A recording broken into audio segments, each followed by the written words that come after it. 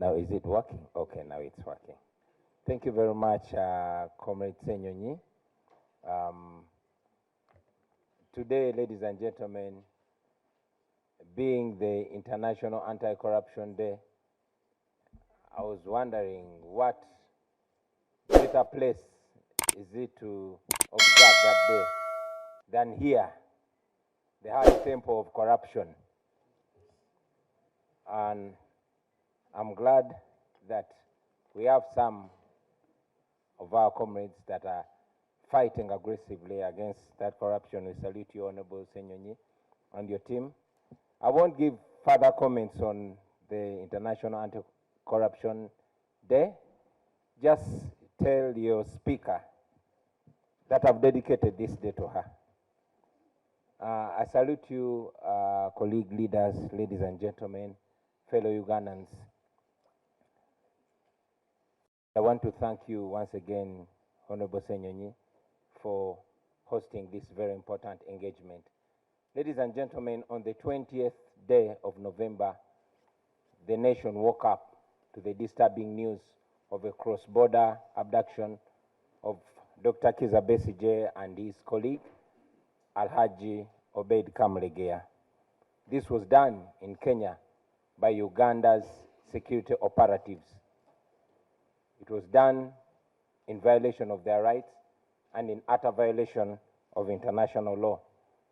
They were then smuggled into Uganda discreetly, of course in violation of any known extradition processes. And although these two were not serving military men, they were arraigned before the General Court Martial in violation of the Constitution and in violation, in utter contempt of all the pronouncements of the Constitutional Court. As we all know, numerous times the Constitutional Court has made it clear that it's illegal to try non-soldiers, civilians in military courts. We, as a National Unity Platform, have been the biggest victims of these kangaroo courts before, during, and after the elections of 2021. Over 2,000 of our members and supporters were abducted and detained on the orders of either the unit disciplinary committees or the division court martials or the general court martial. Most of them were charged with ridiculous trumped-up charges of being found with military stores, literally referring to our red berets and red overalls. As we speak today, very many of them are still languishing in prison, 4 years and some more, without trial. Recently, all of us saw with shock how the regime forced and coerced some of our comrades to accept the offenses that they never committed. It was such a travesty of justice, and we call upon all Ugandans of good conscience to condemn it and continue condemning it. But before all this happened, you all remember that I was personally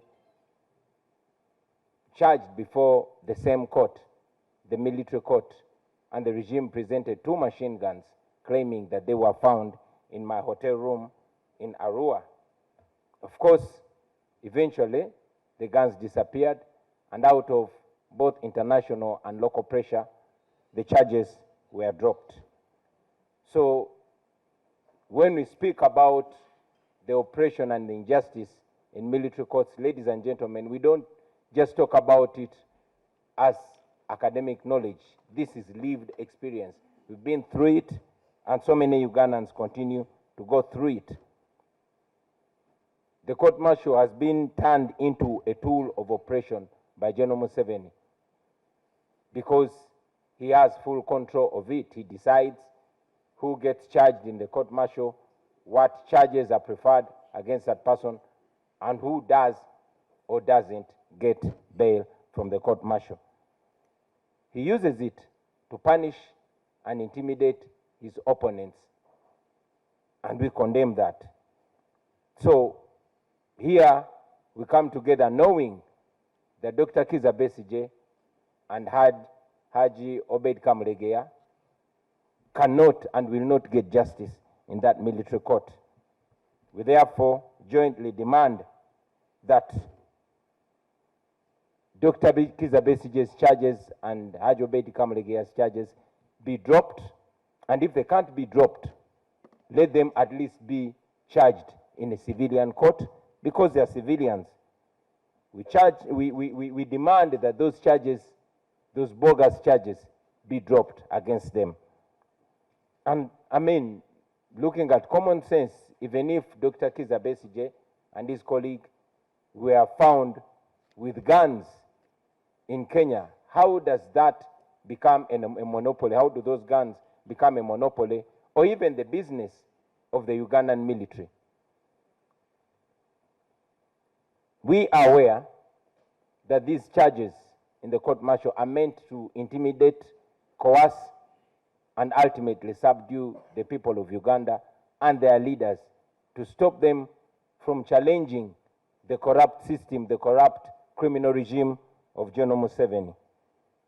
We are here to say to General Museveni that no amount of coercion, no amount of oppression, no amount of impunity will stop the people of Uganda from seeking better.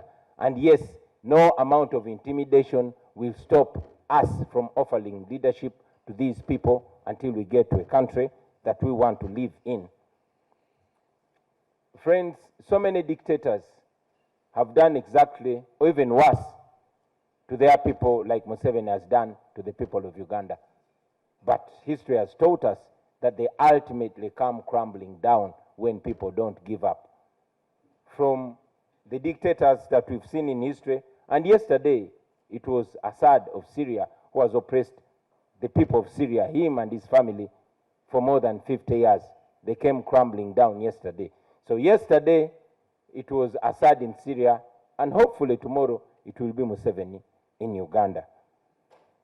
We ask the people of Uganda never to give up on hope, to keep fighting for what they rightly deserve, for keep pushing for liberation, because there's no doubt that their freedom is very soon coming. I want to thank you all for listening to me and request other colleague leaders to also give their comments.